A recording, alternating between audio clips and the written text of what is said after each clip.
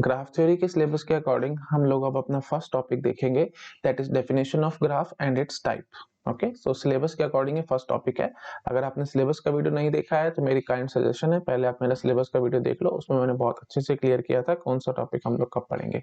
एक सीक्वेंस, एक road map आपको मिल जाएगा और कुछ नहीं। ठीक है, चलो स्टार्ट करते हैं भाई अपना first topic, that is definition of graph and it's type. देखो एक सिंपल सा मैं आपको ग्राफ बना करके दिखाता हूँ। जैसे सपोज करो हमने ये ग्राफ बनाया, ठीक है, so the vertices are A B C D, ठीक है, और ये हमने कुछ एजेस बना रखी है, ठीक है, तो ए डी एज है, सी डी एज है एंड सो ऑन। ठीक है, तो मैथमेटिकली मैं इसको कैसे डिफाइन करूं? ठीक है, तो मैथमेटिकली मैं बोल सकता हूं कि graph is nothing but a two tuple. ठीक है, मैथमेटिकली मैं अब आपको बता रहा हूं, graph is a two tuple that is V E. ठीक है, जैसे आपको याद आ रहा होगा टीओसी में मैं हमेशा बोलता रहता हूँ, जैसे मैंने बोला finite automata 5 tuple Q sigma delta Q not F. ठीक है, याद आ रहा है? Turing machine 7 tuple Q sigma delta Q not F blank and tau and so on, ये सब आपको याद आ रहा होगा। तो मैथमेटिकली ऐसे ही हम लोग ग्राफ को टू टपल से रिप्रेजेंट कर सकते हैं, दैट इज वी एंड ई। ठीक है, तो टू टपल कौन कौन से हैं? वी और ई। वी क्या है भाई? Set of vertices. वी है जी सेट ऑफ वर्टिसेस एंड ई है जी सेट ऑफ एजेस। ठीक है, बिल्कुल सिंपल बात है ये। मैं आपको थोड़ा यहीं पे समझा देता हूँ। जैसे हमने ग्राफ बना रखा है तो इसको मैथमेटिकली मैं क्या बोलूंगा? देखो वर्टेक्स सेट क्या होगा इसमें? A B C D.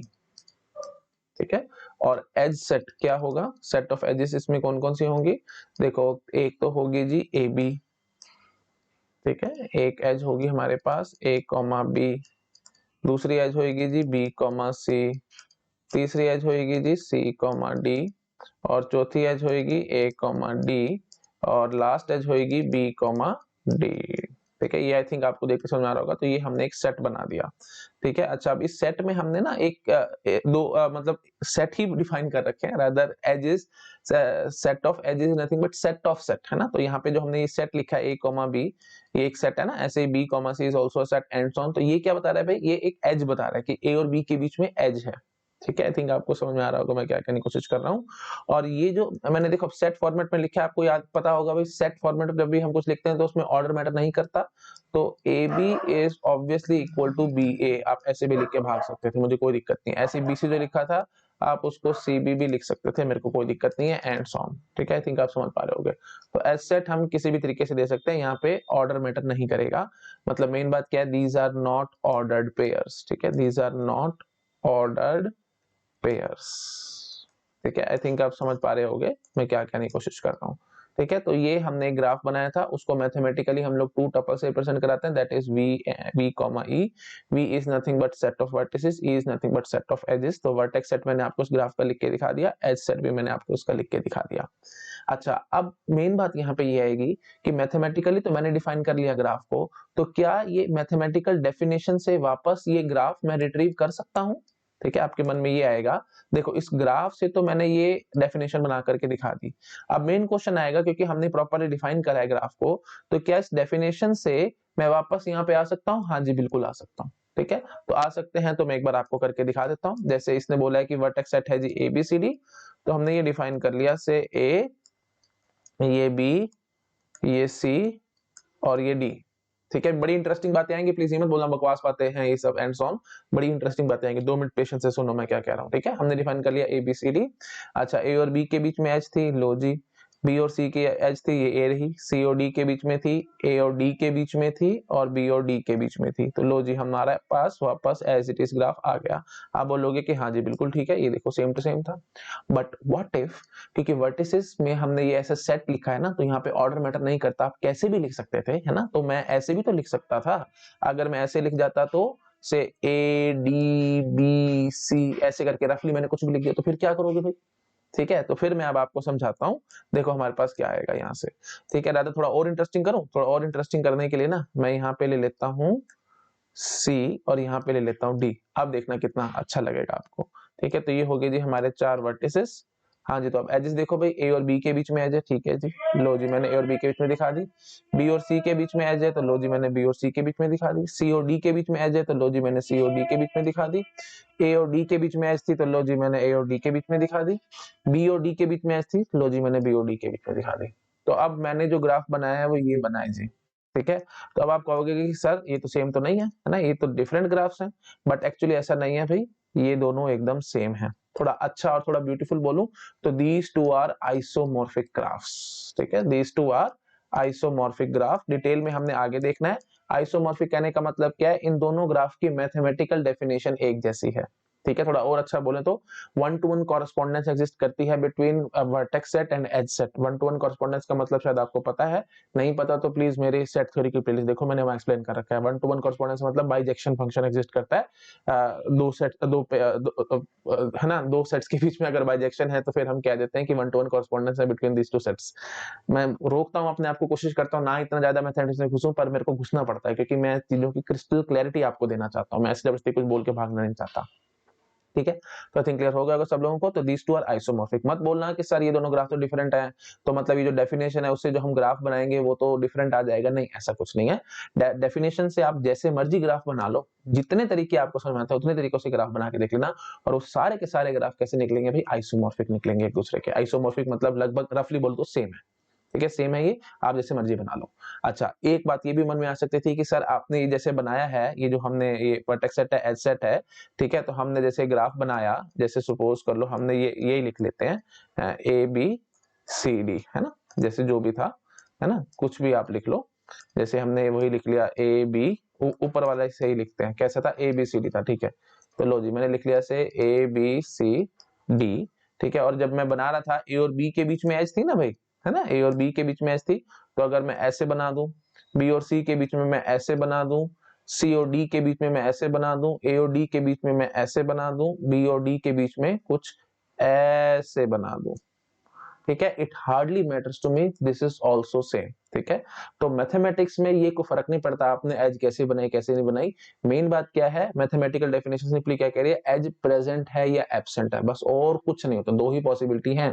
तो ए और बी, ए कॉमा बी लिखने का मतलब ए और बी के बीच में एज प्रेजेंट है, दैट्स इट, और कुछ नहीं है ये बात। अब आपकी मर्जी, आप उस एज को कैसे मर्जी घुमा के बना लो, जैसे आपका मन करे वैसे बना लो, ठीक है। इनफैक्ट देखो मैं और अच्छी बात बताऊं, सी और डी के बीच में जो आपको एज बनानी थी ना, वो आप ऐसे कर्व करके भी बना देते, मेरे को इससे भी कोई फर्क नहीं पड़ रहा था, ठीक है। तो एज बननी चाहिए बस, हाँ। और ये बात ध्यान रखना भाई, अब कई बच्चे सोचेंगे कि सर ये बीच में यहाँ पे वर्टेक्स आ गया, let me use different colour, यहाँ पे कोई वर्टेक्स आ गया, नहीं भाई नहीं, जब तक कहा ना जाए ना, प्लीज ये ध्यान रखना, ग्राफ थ्योरी में ये बड़ी कंफ्यूजन आती है बच्चों को, जब तक कहा ना जाए तब तक वर्टेक्स अपने आप इमेजिन नहीं करना होता, ठीक है। प्लीज क्रॉस ओवर, जो भी क्रॉस ओवर है उसको आप वर्टेक्स मान के चलो, no, this is not not good thing, ज्यादा ऐसे करना ही नहीं होता। अब जैसे मैंने एक सिंपल ये ग्राफ बनाया, ठीक है, तो अब आप बोलोगे कि यहाँ पे वर्टेक्स है, नहीं भाई नहीं, जब तक कहा ना जाए तब तक वर्टेक्स अपने आप से नहीं मानना, ठीक है। तो आप इसको ऐसे सोच सकते थे देखो अगर मैं इसको अच्छे से एक्सप्लेन करूं, इसी ग्राफ को मैं दोबारा से बनाता हूं, ठीक है। तो लो नीचे दिखाता हूं, ये देखो जैसे हमने एक ऐसे कुछ बनाया, ठीक है, ये, तो आपको लग रहा है कि ये बीच में वर्टेक्स है, नहीं, ऐसे समझो, ऐसे जा रही है एजिस, एजिस इस तरह से जा रही है, मतलब दोनों मीट नहीं कर रही है। अब वही बात है, 2D है तो फिर मैं 2D में दिखा नहीं सकता ना, तो अगर आप इसको और अच्छा करना चाहते थे तो मैं इसको ऐसे दिखा सकता था, तो this graph is isomorphic to this graph, ठीक है, ऐसे ले जाओ ना, कौन रोक रहा है आपको, ठीक है। तो कॉमन सेंस की बात है, प्लीज ध्यान रखना, ये गलती मत कर देना, जब तक कहा ना जाए, अगर कह दिया गया कि हाँ जी एक वर्टेक्स है तो आप जरूर मानोगे, लेकिन कहा नहीं जा रहा तो अपने आप से आपको कुछ नहीं मानना, प्लीज ध्यान रखना, ठीक है। तो इसलिए मैंने ये पॉइंट भी अच्छे से एक्सप्लेन कर दिया, तो कर्व बना दिया, तो ये कोई वर्टेक्स है बीच में, यहाँ पे ऐसा कुछ नहीं है, जहाँ हैंड चल रहा है वहां ध्यान लगाओगे, ठीक है, यहाँ पे कुछ ऐसे वर्टेक्स ऐसा कुछ नहीं है, ठीक है, सिंपल है भाई। तो प्लीज ध्यान रखना भाई, डिस्क्रीट मैथमेटिक्स हम लोग पढ़े हैं, डिस्क्रीट मतलब 0 या 1, ठीक है, मतलब डिस्क्रीट रहेगा सब कुछ, मतलब जैसे लॉजिक पढ़ा आपने 0 या 1, सेट थ्योरी हमने पढ़ी, वहां पे भी 0 या 1 वाली बातें थी, मतलब या तो एलिमेंट सेट के अंदर होगा या नहीं होगा, प्रेजेंट या एब्सेंट। ऐसे ही ग्राफ थ्योरी में भी हम यही करेंगे, दो वर्टेक्स हैं उसके बीच में या तो एज प्रेजेंट होगी या नहीं होगी, दो ही पॉसिबिलिटी है। ऐसे नहीं बोल सकते आप ग्राफ थ्योरी में कि हमारे पास दो वर्टिसेस हैं, probability of edge between these two vertices is 0.2, या probability of edge between these two vertices, या C probability of edge between C and D, ये दो वर्टिसेस के बीच में जहां हैंड चल रहा है वहां ध्यान लगाओ, probability of edge between these two vertices is 0.2 या probability of edge between these two vertices is 0.3, बकवास है कब, ये सब हमने ग्राफ थ्योरी में नहीं करना, ठीक है। तो प्लीज ध्यान रखना, या तो प्रेजेंट होगी एब्सेंट होगी, ऐसे भी नहीं करना, प्लीज ये भी ध्यान रखना, जैसे हमने ये कोई ये देखो जैसे ये ऐसे करके मैं छोड़ दूं, जैसे ये देखो ए बी सी और डी, तो सी और डी के बीच में हाफ एज प्रेजेंट है, नहीं या तो पूरी प्रेजेंट होगी या पूरी एब्सेंट होगी, तो ये सब बकवास बातें बिल्कुल नहीं करने ग्राफ थ्योरी में, ठीक है। तो आई थिंक समझ में आ गया होगा मैं कहाँ पे इशारा कर रहा हूँ और कहाँ पे मैं आपको चीजें समझाना चाह रहा हूँ, क्लियर एकदम। तो कोई ऐसे प्रोबेबिलिटी वाली बातें नहीं करनी। दूसरी बात, आपको कहीं पे इस टाइप से बातें नहीं करनी कि आधी एज प्रेजेंट है, आधी एज एब्सेंट है एंड सो ऑन। और एज जो बनानी है जैसे आपका मन कर रहा है वैसे बना लो, इट हार्डली मैटर्स टू मी।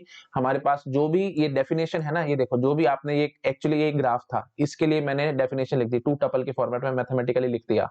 अब इस मैथमेटिकल डेफिनेशन से चाहो तो आप सेम टू सेम फिगर भी ला सकते हो, या आप घुमा फिरा करके कुछ और फिगर भी ला सकते हो, लेकिन जो भी फिगर बना के लाओगे आप, वो ग्राफ और जो एक्चुअल आपका ग्राफ था वो सब आइसोमॉर्फिक रहेंगे। ये हमारा एक्चुअल ग्राफ था, है ना, तो मैंने ये डेफिनेशन बनाई थी, तो मैंने एक किस्म से आपको ये एक्चुअल ग्राफ रिट्रीव करके दिखा दिया। अगर हमने वर्टेक्स को ढंग से सीक्वेंस में लिखा एंड सो ऑन, नहीं लिखा तो जो भी बनाओगे ना वो सारे के सारे आइसोमॉर्फिक निकलेंगे। ठीक है, आई थिंक बेसिक कंसेप्ट आपको समझ में आ चुका है। तो मेन बात क्या है भाई, ये जो टू टपल मैंने जो दिखाया ना मैथमेटिकली, जो मैंने डिफाइन करा है ग्राफ को, two tuple, this is more than sufficient, हम इससे काम कर पा रहे हैं। हाँ, लेकिन एक क्वेश्चन स्टूडेंट्स के मन में ये भी आता है कि सर जब हम बुक्स देखते हैं तो वहां पे तो थ्री टपल होता है, टू टपल तो नहीं दिया हुआ था। भाई थ्री टपल तब देते हैं जब हमारे पास एज लेबल्ड ग्राफ होगा। ठीक है, तो उसकी बात में अभी 2 मिनट बात करता हूँ, एज लेबल्ड वाली बात पे भी आता हूँ। पहले आप इसको नोट डाउन कर लो, और एक दो बातें मैंने और करनी है आपसे, वो कर लेता हूँ मैं। ठीक है, फिर उसके बाद एज लेबल्ड और वो सब बातें करूंगा। ठीक है जी, तो ये सब नोट डाउन कर लिया आप लोगों ने? ठीक है, अच्छा जी, अब हम आते हैं जी नेक्स्ट पेज पे। देखो कर दूं ना, नेक्स्ट स्लाइड कर दूं, ये नोट डाउन कर लिया होगा आपने? ठीक है, हाँ जी, तो देखो भाई नेक्स्ट स्लाइड। देखो अब मैं आपको क्या बताता हूँ, कि जो हमने अभी यहाँ पे देखा है ना भाई, है ना, ग्राफ जो देखा है, दिस इज अनडायरेक्टेड ग्राफ। ठीक है, क्योंकि यहाँ पे डायरेक्शन नहीं दी हुई थी, तो डायरेक्टेड ग्राफ भी हो सकता है। ठीक है, तो मैं पहले आपको यही बता देता हूँ, types of graphs. Types of graphs, ठीक है, दो टाइप के होते हैं, एक होता है जी अनडायरेक्टेड ग्राफ, और दूसरा होता है जी डायरेक्टेड ग्राफ। हमारा ग्राफ थ्योरी में ज्यादा इंटरेस्ट अनडायरेक्टेड पे रहेगा, डायरेक्टेड पे ज्यादा नहीं रहेगा, but still for the sake of information मैं आपको समझा रहा हूँ और कुछ नहीं। अनडायरेक्टेड क्यों कह रहे हैं भाई, यहाँ पे एजिस पे कोई डायरेक्शन नहीं है। ठीक है, मतलब जैसे देखो यहाँ से यहाँ पेन चल रहा है, वहां ध्यान लगाओ, D to C, C to D, हम एक ही एज इसको कंसिडर कर रहे थे, है ना, जैसे हमने यहाँ पे लिखा था सी डी लिख लिया था, आप सी डी के बजाय डीसी भी लिख सकते थे, जो आपका मन करे आपको कर सकते थे, लेकिन डायरेक्टेड में ऐसा नहीं होता। ठीक है, डायरेक्टेड का मतलब जैसे सपोज करो हमने ये ग्राफ बनाया, ठीक है, तो हम ऐसे एजिस एजिस पे डायरेक्शन दिखा देंगे। ठीक है, लाइक दिस, तो जैसे मैंने ये लिख दिया ए बी सी डी। ठीक है, हाँ जी, तो अब इसको कैसे रिप्रेजेंट कराना है, अगेन वही बात आएगी, है ना, तो मैथमेटिकली मैं जब इसको डिफाइन कर रहा हूँ, अगेन टू टपल। ठीक है, टू टपल कौन कौन से, वही वर्टेक्स एंड एज सेट। ठीक है, set of vertices and set of edges. तो वर्टेक्स सेट में आप क्या बोलोगे, ए बी सी डी, इसमें तो कोई प्रॉब्लम ही नहीं है किसी को, है ना, सेट फॉर्मेट में लिखना भाई, सेट टाइप है। हाँ जी, एजेस में क्या लिखोगे, अब प्लीज थोड़ा सा ध्यान रखना, यहाँ पे बी टू ए एज है ना भाई, ए टू बी तो एज नहीं है, तो डायरेक्शन है यहाँ पे, तो इसलिए आपको यहाँ लिखना होगा B comma A, like this circular bracket में। तो सर्कुलर ब्रैकेट आप समझते हो भाई, ऑर्डर्ड पेयर वाली बात होती है, तो this is ordered pair. But जो हमने आगे देखा था, प्लीज ये सब ऑर्डर्ड पेयर नहीं थे भी। ठीक है, यहाँ पे A B B C and so on, ये सब ऑर्डर्ड पेयर नहीं थे, मैंने नॉर्मल सेट फॉर्मेट में लिखा था और मैंने आपको समझाया भी था, these are not ordered pair, लेकिन यहाँ पे सारे ऑर्डर्ड पेयर बनेंगे। ठीक है, बी ए, उसके बाद आएगा जी ए डी, ठीक है, उसके बाद आएगा जी डी सी, और उसके बाद आएगा जी सी बी। ठीक है, और प्लीज बार बार समझा रहा हूँ, B A is not equivalent to saying edge A B, ये दोनों अलग अलग हैं। ठीक है, प्लीज ये सब बातें आपको बहुत ध्यान रखनी है।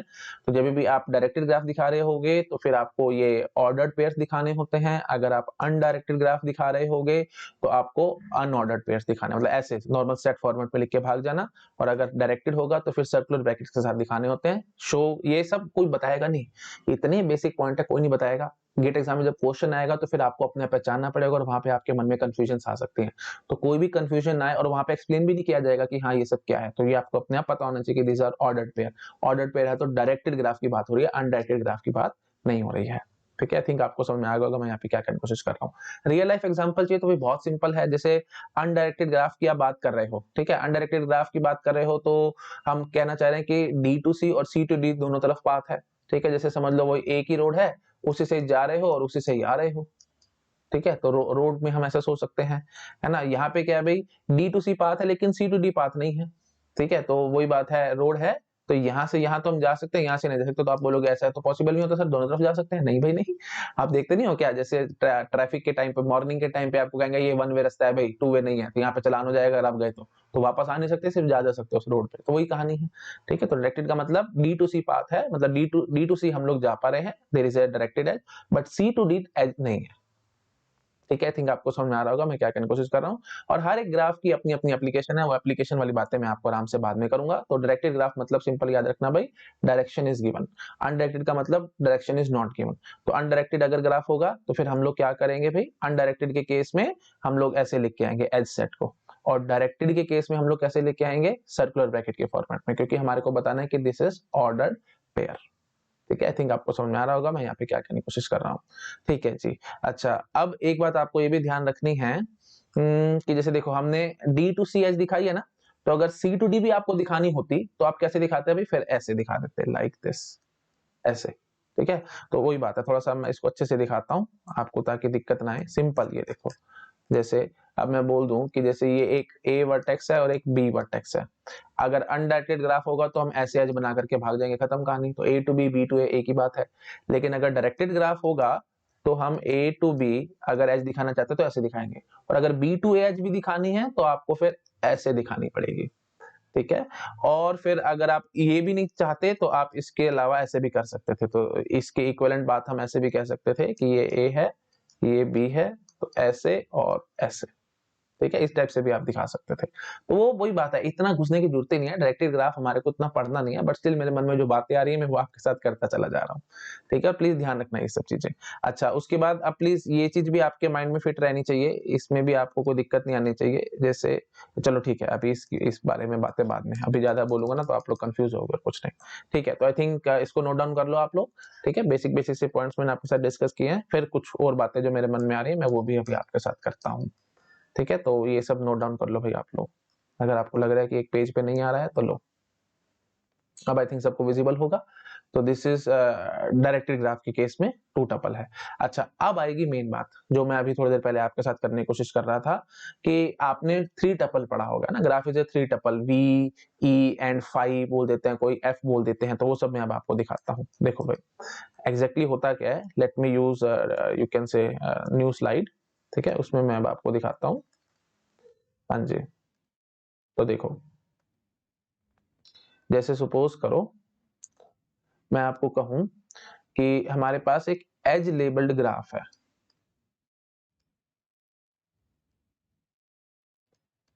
एज लेबल्ड ग्राफ का मतलब क्या होगा, जैसे सपोज करो हम बोलते हैं A B C D and like this.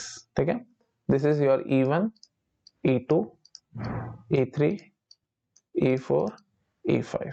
ठीक है, दिस इज ए। हाँ जी, तो अब आप जरा मुझे बताओ आप इस ग्राफ को कैसे रिप्रेजेंट कराओगे। ठीक है, तो अगर हम बोलते हैं कि graph is a two tuple that is vertices and edges, तो सेट ऑफ वर्टिसेस में आप क्या लिख के आओगे, ए बी सी डी। ठीक है, सेट ऑफ वर्टिसेस में आप क्या लिख के आओगे भाई, A B C D. Edges में आप क्या लिख के आओगे भाई, E1 E2 E3 E4 और E5। ठीक है, ऐसे हमने दिखा दिया। अच्छा, अगर आपको लगता है कि नहीं सर हम ऐसे नहीं लिखना चाहते क्योंकि मैंने एजेस को लेबल दे रखा था तो इसलिए मैंने लेबल दे दिया, नहीं लिखना चाहते तो आप लिख सकते थे proper A B C and so वो सब लिख देते, मुझे उससे भी कोई दिक्कत नहीं थी। बट अभी एक प्रॉब्लम पैदा होगी। देखो प्रॉब्लम क्या पैदा होगी, आपने वर्टिसेस दे दी, एजेस दे दी, अब आप जरा मुझे बताओ इस डेफिनेशन से आप इस ग्राफ पे आ सकते हो क्या वापस। ठीक है, इस ग्राफ से तो मैंने डेफिनेशन लिख दी, यहां से यहां तो पहुंच गया, बट आप क्या यहां से यहां पहुंच पाओगे, नहीं। क्यों, क्योंकि ए बी सी डी होगा, E1 E2 ये है किसके बीच में आपको पता ही नहीं है।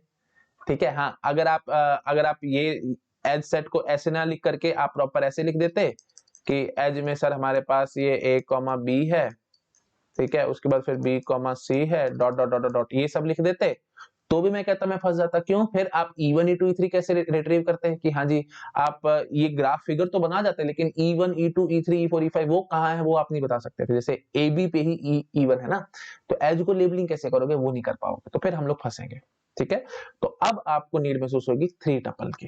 ठीक है, तो अब हम एज लेबल्ड ग्राफ के केस में हम क्या कहेंगे, graph should be three tuple. ठीक है, ओके, तो अब मैं नीचे लिखता हूं, to define edge labelled graph, to define edge labelled graph we need three tuple. ठीक है, we need थ्री टपल। तो graph will be represented like three tuple. कैसे कैसे, वर्टिसेस एजेस, कुछ वो फाई लिखती हैं कुछ बुक एफ लिखती हैं, तो जो आपका मन करे, मैं एफ लिख रहा हूँ क्योंकि आपको थोड़ा सा अच्छा लगेगा समझने में, एफ। ठीक है, तो एफ इज वर्टिसेस आपको पता है, एजेस आपको पता है, तो वर्टिसेस बेशक से आप लिखना चाहते हो तो आप लिख सकते हो, set of vertices is A B C D.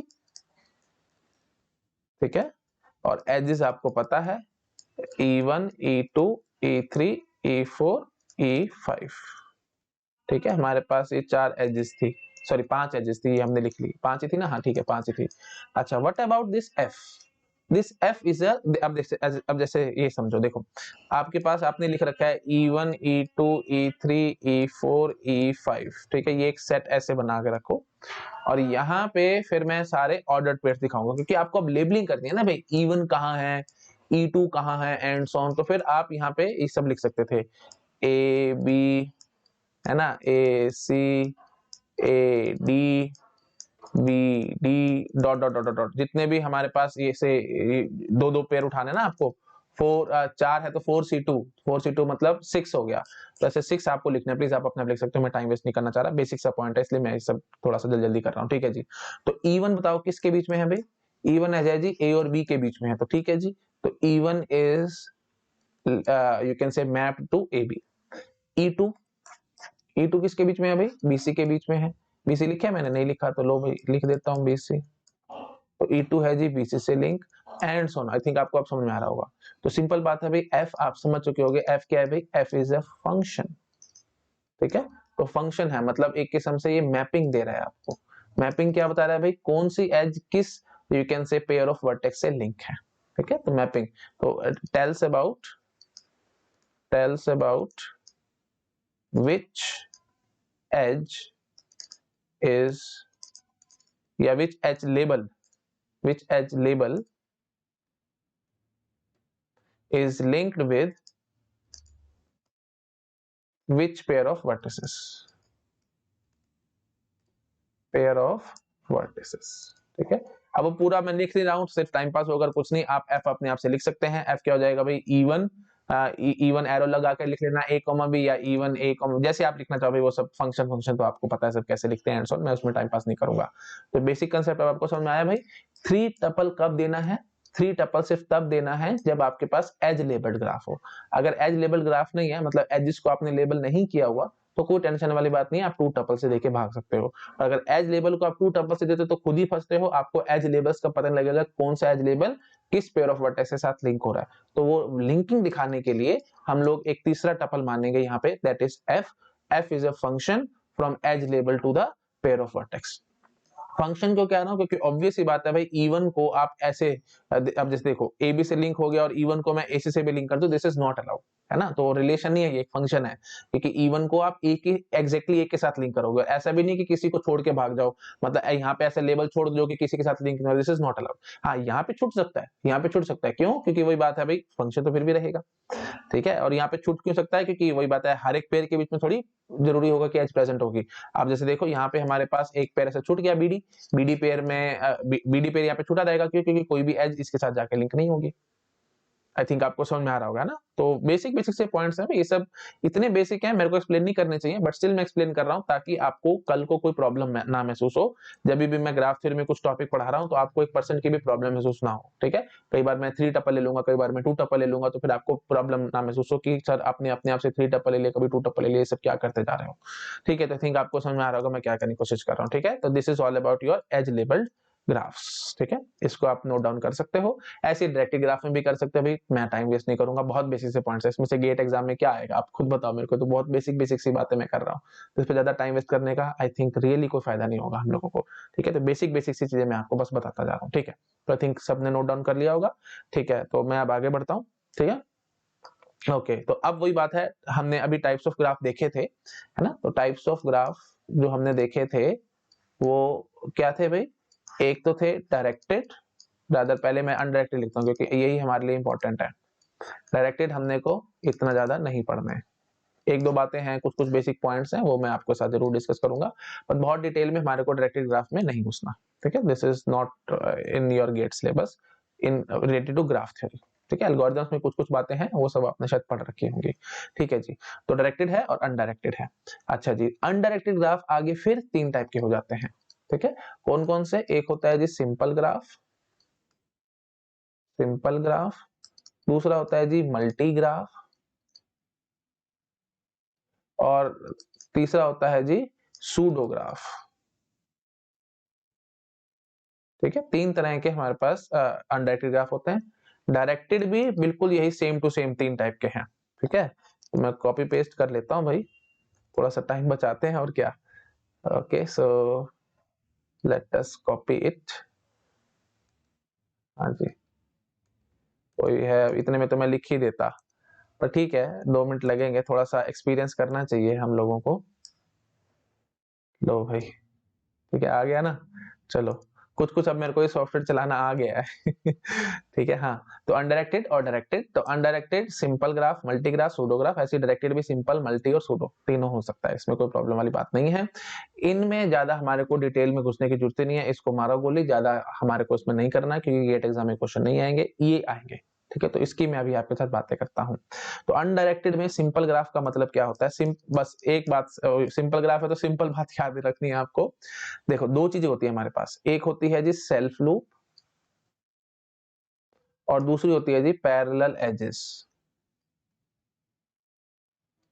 ठीक है, तो जो सिंपल ग्राफ होगा ना, सिंपल ग्राफ में ये दोनों चीजें ही अलाउड नहीं है। ठीक है, सिंपल ग्राफ में ना तो सेल्फ लूप अलाउड होगी, ना ही पैरेलल एजेस अलाउड होगी। अच्छा, उसके बाद आएगा जी मल्टी ग्राफ। मल्टी ग्राफ में सेल्फ लूप अलाउड नहीं होती, लेकिन पैरेलल एजेस अलाउड होती हैं। और लास्ट होता है जी सूडो ग्राफ। सूडो ग्राफ में सेल्फ लूप भी अलाउड होती है, पैरेलल एजेस भी अलाउड होती है।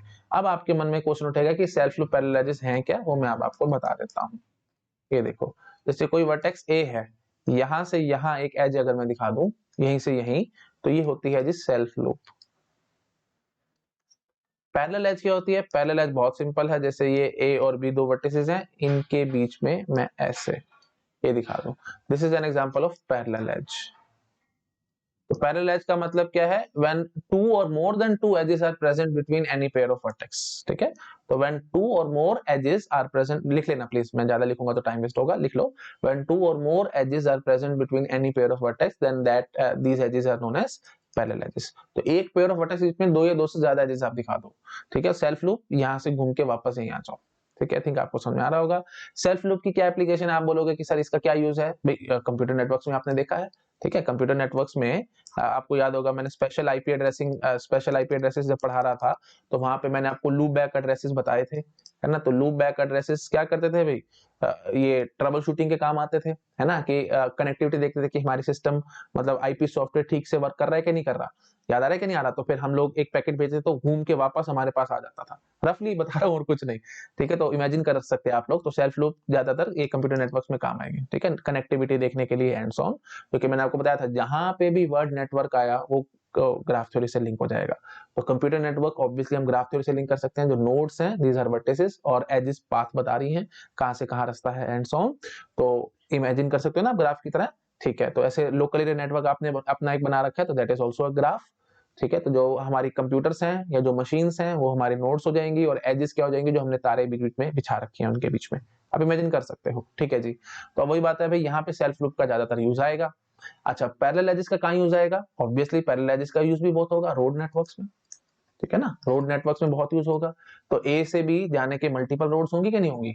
आप बोलोगे सर कहाँ एक ही रोड होती है? नहीं भाई नहीं, पैसे हैं, ज्यादा हैं आपके पास, आप अफोर्ड कर सकते हो तो एक्सप्रेसवे से जाओ, आजकल तो बहुत एक्सप्रेसवे बन रहे हैं, और एक नॉर्मल रास्ता भी है। तो एक्सप्रेसवे भी पैरेलल पैरेलल चल रहा है, और आपका रास्ता भी पैरेलल पैरेलल चल रहा है ना। तो वही ए से बी तक दो तीन मल्टीपल पास होते हैं, आपको पता होगा, कॉमन सेंस की बात है। टोल भरने के पैसे नहीं है तो दूसरे रास्ते से जाओ, टोल भरने के पैसे हैं तो आप अपने एक्सप्रेसवे से जाओ। आजकल वैसे टोल चोरी भी बहुत होता है ना, इधर उधर से लोग गांव में से निकलते हैं and so on, but personally मैं प्रेफर नहीं करता भाई ये सब करना। गाड़ी टूट जाती है भाई इधर उधर गंदे वंदे रास्ते से जाओगे तो। ठीक है, खैर चलो, ठीक है, फालतू की बात थी, मैंने ऐसे बीच में बोल दी, मन में आ गया तो। ठीक है, हाँ जी, तो रोड नेटवर्क्स बेस्ट एग्जांपल है पैरेलल का। ठीक है, ऐसे ही फ्लाइट नेटवर्क है ना, ए टू बी मल्टीपल फ्लाइट्स होंगी, this is also best example. Delhi से बॉम्बे की पता नहीं दिन में कितनी फ्लाइट चलती है ना, तो वही सब है, ये भी पैरेलल है ना। आई थिंक आप समझ पा रहे होगे। ओके, तो रोड नेटवर्क हो गया, फ्लाइट नेटवर्क हो गया, रेल नेटवर्क हो गया। ठीक है, ट्रेन नेटवर्क लिख देता हूँ, ठीक है, रफली ट्रेन का जो नेटवर्क हमारे पास है इंडिया में, that is the one of the largest network in the world. तो train network is also parallel का एग्जांपल, ठीक है। तो आई थिंक समझ में आ रहा होगा भाई, ये रियल लाइफ में यूज होते हैं। अच्छा, फिर बोलोगे कि ठीक है, तो ये समझ में आ गया सब लोगों को, सेल्फ लूप क्या है, पैरेलल क्या है। हाँ जी, तो अब बस अब आ जाओ, सिंपल ग्राफ में दोनों ही चीजें अलाउड नहीं है, ना तो सेल्फ लूप अलाउड है, ना ही पैरेलल अलाउड है। तो बोलोगे कि सर फिर सिंपल ग्राफ कैसे नजर आएगा। अभी तक जो हम बातें कर रहे थे वो सारी सिंपल ग्राफ की ही कर रहे थे, ठीक है। ये जैसे मैंने बना के दिखाया था, this is a simple graph, है ना। ऐसे ही ये जो हमने बनाया था, this is also simple graph, ठीक है। तो आई थिंक समझ में आ रहा होगा सबको। डायरेक्टेड की तो हमने बातें नहीं करनी ना, है ना। हाँ, और ये जो बनाया था, this is also simple graph, this is also simple graph, जहां हैंड चल रहा है वहां ध्यान लगाओ, सिंपल ग्राफ, है ना। ये तो ग्राफ ही नहीं, इसको छोड़ दो, this is also simple graph अगर वर्टेक्स बना रखा है, एंड सो ऑन। तो थिंक बेसिक बेसिक से पॉइंट्स आपको समझ में आ रहे होंगे, ठीक है। ओके जी, तो फिर आप बोलोगे कि सर ये जो सिंपल ग्राफ हम बना रहे हैं, मैं आपकी बात समझ रहा हूं, लेकिन इसका यूज क्या है। देखिए एप्लीकेशन क्या है, बहुत एप्लीकेशन है भाई, है ना। दुनिया भर की एप्लीकेशन है सिंपल ग्राफ की। सिंपल बात करो, इलेक्ट्रिकल नेटवर्क जो होता है इलेक्ट्रिसिटी का, ना तो उसमें सेल्फ लूप दोगे तो शॉर्ट सर्किट हो जाएगा भाई। और पैरेलल का क्या फायदा है भाई, तार से बिजली जानी है तो 2-3 तारे क्यों बिछाओगे, सीधी सी बात है ना। तो ये electrical network is the example. Multigraph का एग्जांपल मैंने आपको दिखा दिया भाई, road network, flight network, train network and so on. Pseudograph का एग्जांपल हमारे सेल्फ लूप जैसे आ सकते हैं, तो ये कंप्यूटर नेटवर्क, ठीक है। तो मैंने रियल लाइफ एग्जांपल भी दे दिए। सूडोग्राफ का computer network is the example. Multigraph का एग्जांपल है हमारा flight network, road network and so on, ठीक है। Road network and so on लिख लेना भाई अपने आप, मैं ज्यादा नहीं लिख रहा, पहले नीचे लिखा तो हुआ है, यहाँ से कॉपी कर लेना, टाइम वेस्ट नहीं करता मैं, ठीक है। Road network, flight network, train network, dot dot dot, ये सब आप यहाँ पे लिख सकते हैं, ठीक है। तो रियल लाइफ मैंने एग्जांपल्स भी आपको दे दिए हैं, आई थिंक क्लियर हो रहा होगा सबको। और गेट एग्जाम से ज्यादा रिलेटेड हमारा सिंपल ग्राफ रहेगा, तो हम सिंपल ग्राफ की बातें ज्यादा करेंगे। अच्छा, एक बात प्लीज ये भी ध्यान रखना, मोस्ट जनरल ग्राफ कौन सा होगा भाई, प्लीज ये ध्यान रखना, ठीक है। तो मोस्ट जनरल, ऑब्वियसली जिसमें सबसे ज्यादा सबसे कम रेस्ट्रिक्शन होंगी वो हमारा मोस्ट जनरल होगा। तो मोस्ट जनरल इज सूडोग्राफ, ठीक है। तो प्लीज ये ध्यान रखना भाई, ये काफी अनफॉर्चुनेटली टीचर्स और ये सब गलत बातें बोल देते हैं। Most general is pseudograph. तो जब भी नॉर्मली ग्राफ की बात करी जाएगी तो आपको सूडोग्राफ कंसिडर करना है, सिंपल ग्राफ कंसिडर नहीं करना। जब तक कहा ना जाए तब तक नहीं कंसिडर करना, क्योंकि कुछ रेस्ट्रिक्शन है ना उसको, सिंपल ग्राफ पे। सूडोग्राफ पे कोई रेस्ट्रिक्शन नहीं है, तो जो सबसे ज्यादा लूज होगा वो सबसे ज्यादा जनरल होगा। ये सब चीजें मैंने आपके साथ डीबीएम्स में भी बहुत ज्यादा बार बोली थी, और लगभग हर सब्जेक्ट में मैं आपको बताता रहता हूँ। जब कंस्ट्रेंट्स ही नहीं है तो ऑब्वियस सी बात है वो सिंपल हो, मतलब जब कंस्ट्रेंट्स ही नहीं है तो ऑब्वियस सी बात है हम लोग जनरल, सबसे जनरल लेके चलेंगे, है ना, क्योंकि इस पे कोई कंस्ट्रेंट नहीं है सूडोग्राफ पे, कुछ सब कुछ अलाउड है, ठीक है जी। तो प्लीज ध्यान रखना, मोस्ट जनरल इज सूडोग्राफ। तो बाय डिफॉल्ट आप ग्राफ को कैसे मान के चलेंगे, सूडोग्राफ मान के चलेंगे, जब तक कहा ना जाए, ठीक है। तो बाय डिफॉल्ट आप क्या लेके चलेंगे जी, सूडोग्राफ। जब तक मैं ना बोलूं सिंपल ग्राफ तब तक आपको नहीं कंसीडर करना। तो जो थ्योरम्स होंगे, इनफैक्ट एक्चुअली जो तो चक्कर पता है क्या आता है, दिक्कत क्या आती है, दिक्कत ये आती है कि जितने भी हम लोग थ्योरम्स पढ़ेंगे ना, ज्यादातर वो सारी सिंपल ग्राफ से रिलेटेड होंगी। तो इसलिए फिर मैं वहां पे प्रॉपर ढंग से बोलता रहूंगा कि ये सिंपल ग्राफ है, सिंपल ग्राफ के लिए थ्योरम है एंड सो ऑन। अगर मैंने कुछ नहीं बोला तो आप अपने आप से समझ जाना, जो भी मैं थ्योरम की बात कर रहा हूँ सूडोग्राफ पे चलेगी, क्योंकि by default every graph is pseudograph, ठीक है। तो समझ में आ रहा है मैं क्या कहने की कोशिश कर रहा हूँ। अगर नहीं समझ आ रहा तो लो मैं आपको एग्जांपल के थ्रू समझाता हूँ।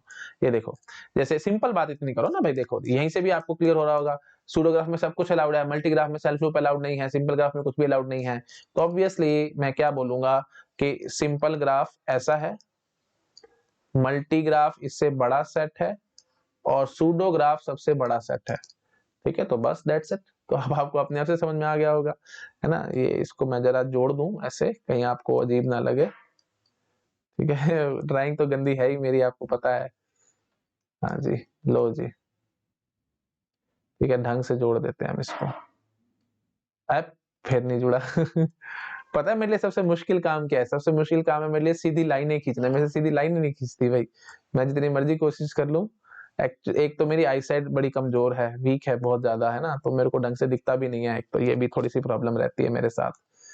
चलो जी, मैं कोशिश तो कर रहा हूँ इसको सीधा सीधा करने की। चलो हो तो गया है, ठीक है, चलो। एटलीस्ट एक डायग्राम तो ठीक से बनाया है मैंने। हाँ, सिंपल ग्राफ, मल्टी ग्राफ और सूडो ग्राफ, ठीक है। तो अब तो by default each and every graph is pseudo graph, क्योंकि ये सबसे बड़ा सेट है, ठीक है। तो every simple graph is multi graph, every multi graph is pseudo graph and so on. Every simple graph is pseudo graph also, every multi graph is pseudo graph also, ठीक है। तो ये सब बेसिक पॉइंट्स है भाई, ये तो सब आपको पता है। वरना अगर मैंने बना दी तो आप अपने आप से आगे जानते हो, इतना तो इंटेलिजेंस आपके अंदर आ गई होगी, इतने टाइम से आप मेरे से पढ़ रहे हो तो, ठीक है। चलो ठीक है, that's it.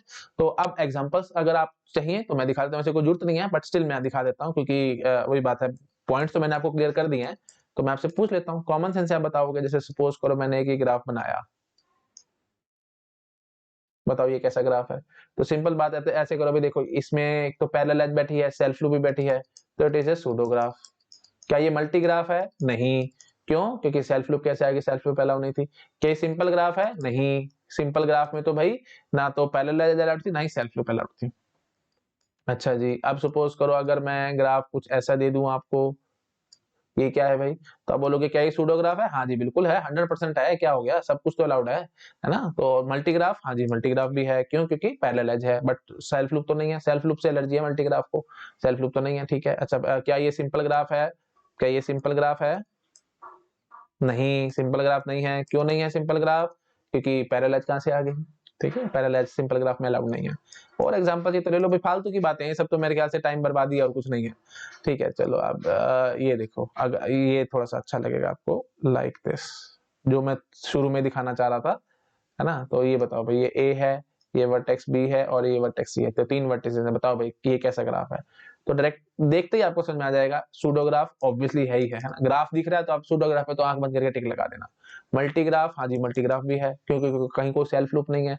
A to be है पैरेलल एजेस, प्लीज ध्यान रखना, ठीक है। सिंपल ग्राफ, सिंपल ग्राफ नहीं है, क्योंकि पैरेलल एज बैठी है ए टू बी, 3 एजेस है ना, दिस इज नॉट अलाउड। तो प्लीज ये सब मैटर नहीं करता, कर्व दिखाओ, एज में कैसा मर्जी दिखा दो, इससे कोई फर्क नहीं पड़ता, ठीक है। अच्छा जी, ऐसे ही अब अगर मैं आपको ये कहूं, ये बताओ कैसा ग्राफ है, ठीक है। तो ये है हमारे पास सूडो ग्राफ, 100% है। Multi graph, yes, parallel edge बैठी है बिटवीन वर्टिसेस। सिंपल ग्राफ नहीं है, ठीक है। सिंपल ग्राफ का कोई एग्जांपल चाहिए तो भाई दुनिया भर के मिलेंगे आपको, इसमें क्या टेंशन है, ठीक है। तो ये जो हमने दिखाया, this is what simple graph. Multi graph है, 100% है भाई, कौन रोक रहा है? पैरेलल एजेस आ सकती हैं, ऐसा नहीं है कि पैरेलल एजेस आई। सूडोग्राफ, हाँ जी बिल्कुल 100% सूडोग्राफ भी है ही है ना। क्यों? क्योंकि सेल्फ लूप उसमें आ सकती थी, ठीक है। तो वो ये देखो ना, बस इससे आपको समझ आना चाहिए, every simple graph is multi graph, every multi graph is also pseudograph, है ना, and every simple is obviously pseudograph also. तो जब यहाँ पे ये चीज, तो प्लीज ये ध्यान रखना है ना। तो इसका अब ये मतलब नहीं होता मल्टीग्राफ का मतलब कि पैरेलल एज कम से कम एक हो ही हो ना, ऐसा कोई जरूरी नहीं है। पैरेलल एजेस आ सकती हैं मल्टीग्राफ में, सूडोग्राफ में सेल्फ लूप और पैरेलल एजेस दोनों आ सकते हैं, आए ना आए वो मेरे को कोई फर्क नहीं पड़ता, मतलब छूट है मेरे पास। इसलिए मैंने कहा कि मोस्ट जनरली सूडोग्राफ, तो बाय डिफॉल्ट जो भी कुछ कहा जाएगा वो सब सूडोग्राफ के लिए कहा जाएगा, ठीक है। आई थिंक समझ में आ गया होगा सबको मैं क्या कहने की कोशिश कर रहा हूँ, और मेरे ख्याल से मेरे को एग्जांपल अभी देने की जरूरत नहीं है। बाकी जैसे जैसे धीरे धीरे हम लोग ग्राफ थ्योरी में घुसेंगे ना, आपको और समझ में आने लग जाएगा। जैसे चलो एक और मन में आ रहा है, तो लो भाई, तो बताओ भाई ये कैसा ग्राफ है, ठीक है। बताओ भाई ये कैसा है? तो सीधी सी बात है भाई, सिंपल ग्राफ है ये, हाँ जी बिल्कुल, कहीं कोई पैरेलल एज नहीं है ना, एक एक एज से हमने दिखाई है। तो ऑब्वियस सी बात है, सिंपल ग्राफ होगा तो मल्टी ग्राफ अपने आप से हो गया और सूडो ग्राफ भी अपने आप से हो गया, ठीक है। आई थिंक समझ में आ गया होगा सबको। ये देखो भाई ये कैसा है, अब देखो यहाँ पे आप देख पा रहे हो भाई, कहीं कोई पैरेलल एज नहीं है, तो ठीक है जी, this is a simple graph. Simple graph है तो अपने आप से मल्टी ग्राफ भी है और सूडो ग्राफ भी है, ठीक है। अरे बेसिक बेसिक सी बातें हैं, सब तो आप पकड़ ही चुके होगे, इतने तो मैच्योरिटी आपके अंदर है अब, ठीक है। तो चलो ठीक है भाई, नाना करते करते मैंने फिर भी काफी सारे एग्जांपल दिखा दिए। तो अब आप क्या करो, इसको आप कर लो नोट डाउन। एक पेज पे तो नहीं आने वाला भैया, तो मैं थोड़ा सा बड़ा कर देता हूँ, और बड़ा कर दूं, दिख जाएगा ढंग से। हाँ जी, तो लो भाई, यहाँ तक कर लो नोट डाउन, ठीक है। यहाँ तक नोट डाउन कर लिया। अब यहाँ से शुरू हो जाओ, यहाँ तक कर लो बाय डिफॉल्ट, ठीक है। ये यहाँ तक कर लो।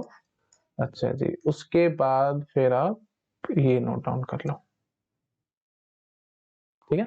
चलिए ठीक है, okay, thank you so much. इतना ही रखते हैं हम, पहला लेक्चर हमारा बेसिक ग्राफ थ्योरी का हो चुका है, बेसिक इंट्रोडक्शन मैंने आपको बता दी है।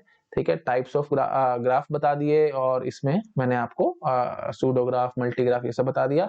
और रियली प्लीज ये सब ध्यान रखना, प्लीज ये चीज ध्यान रखना, हमने ये जो देखा है ना, ये सूडो, मल्टी और ये सब जो मैंने बातें करी, किसके लिए करी है? अनडायरेक्टेड के लिए करी है, डायरेक्टेड के लिए नहीं करी है।